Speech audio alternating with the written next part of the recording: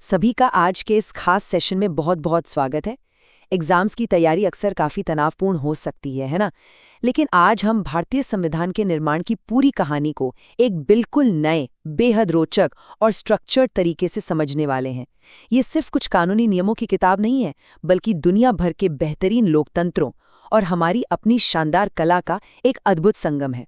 आज की इस चर्चा में हम सीधे उन अहम बातों और कहानियों पर फोकस करेंगे जो परीक्षा के लिए भी एकदम सटीक हैं। तो चलिए नोट्स लेने के लिए तैयार हो जाइए, क्योंकि आज हम बहुत कुछ कवर करने वाले हैं। तो चलिए बिना किसी देरी के गहराई में चलते हैं। आज का हमारा एजेंडा बिल्कुल साफ है। पहला, ऐतिहासिक टाइमलाइन। दूसरा, कला और सुलेख। तीसरा, वैश्विक कानूनी प्रभाव।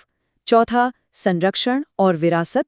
और अंत में याददाश्त परखने के लिए एक छोटा सा छात्र स्व मूल्यांकन क्विज। सेक्शन 1, ऐतिहासिक टाइमलाइन। ये दुनिया के सबसे अनोखे लोकतांत्रिक ढांचे को बनाने का सफर है।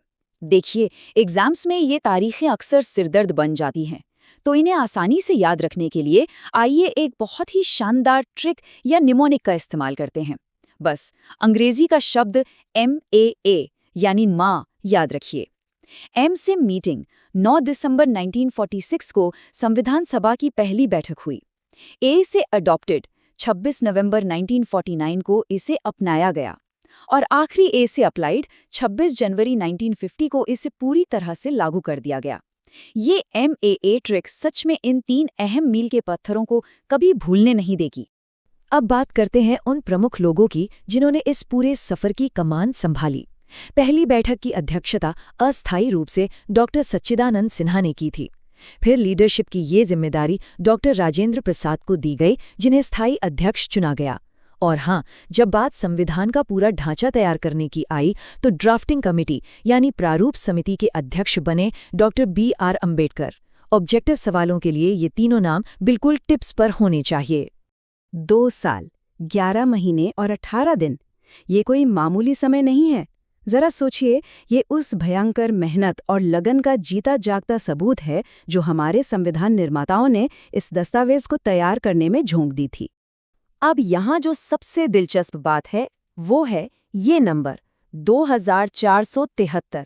ये क्या है? दरअसल संविधान का पहला मसौदा कोई फाइनल मसौदा नहीं था। इसे अंतिम रूप देने से पहले संविधान सभा की लंबी और गर्मागर्म बहसों के बीच ठीक 2473 संशोधन यानी अमेंडमेंट्स किए गए थे। ये दिखाता है कि हर एक नियम पर कितनी बारीकी से मंथन हुआ था। सेक्शन 2, कला और सुलेख। अब ये दस्तावेज सिर्फ टाइप किया हुआ कोई नीरस कानून नहीं है। सबसे हैरानी की बात तो ये है कि इसे किसी मशीन या टाइपराइटर से लिखा ही नहीं गया था। बाईं तरफ जो बेहद खूबसूरत इटैलिक्स शैली है, उसे मशहूर कैलीग्राफर प्रेम बिहारी नारायण रायजादा ने अपने हाथों से लिखा था।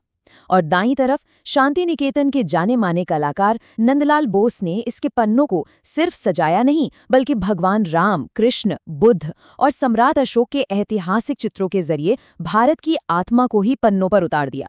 सुलेखक और कलाकार दोनों के नाम परीक्षा के लिए बहुत महत्वपूर्ण हैं।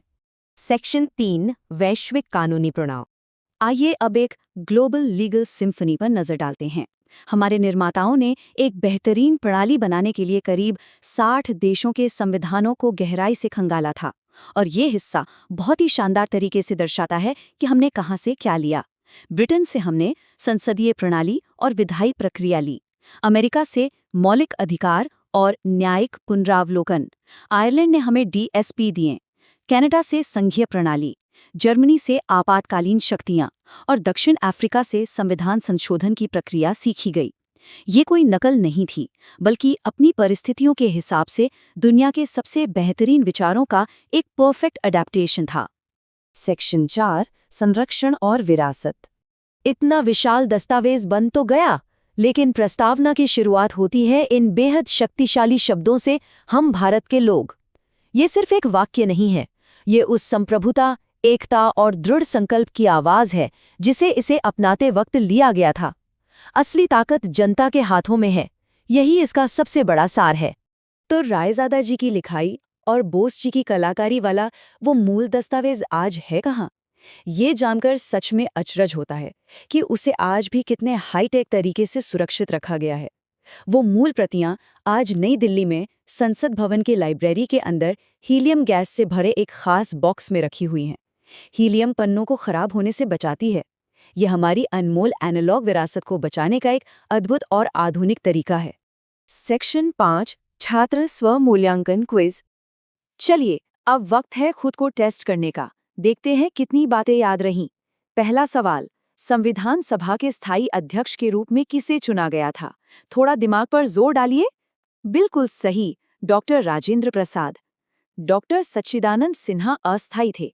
ये फर्क हमेशा याद रखना है।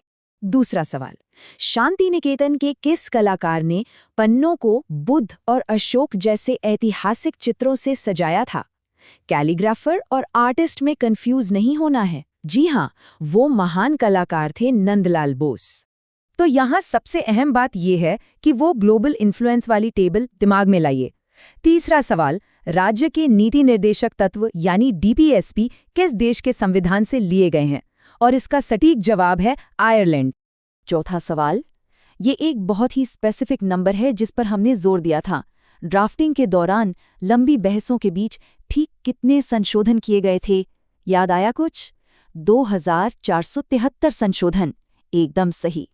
और हमारा आखिरी सवाल, आज वो मूल संविधान किस विशेष कंटेनर में सुरक्षित रखा गया है? कौन सी गैस थी वो? जी हाँ, हीलियम गैस के एक विशेष बॉक्स में जो संसद भवन की लाइब्रेरी में महफूज है। ये क्विज तो वाकई शानदार रहा। अब इस सेशन को खत्म करने से पहले जरा इस गहरे विचार पर गौर कीजिए।